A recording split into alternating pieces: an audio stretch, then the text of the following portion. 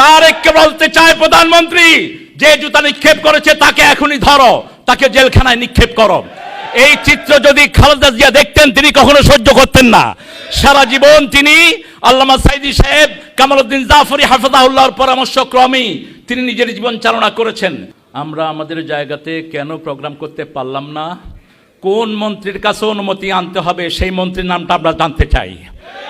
আওয়ামী লীগের আমলে বেয়াদবি করা হয়নি যে বেয়াদবি তোমরা এখন করেছো। কারণ আওয়ামী লীগের সময় যখন কোনো হলের ফাইনাল ডেস্টিনেশন হয়েছে সেখানে প্রোগ্রাম করা সম্ভব হয়েছে। এখানে প্রোগ্রামের টাকা নেওয়া হয়েছে, সব নেওয়া হয়েছে, স্লিপ পর্যন্ত দেওয়া হয়েছে। তারপরে কোন ইঙ্গিতে তোমরা এটা ক্যান্সেল করেছো?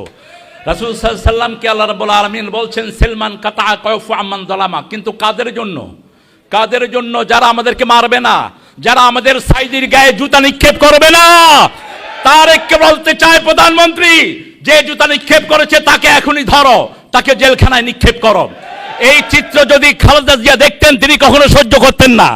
সারা জীবন তিনি আল্লামা সাইদি সাহেব, কামালউদ্দিন জাফরি হাফিজাহুল্লাহর পরামর্শক্রমেই তিনি নিজের জীবন চালনা করেছেন।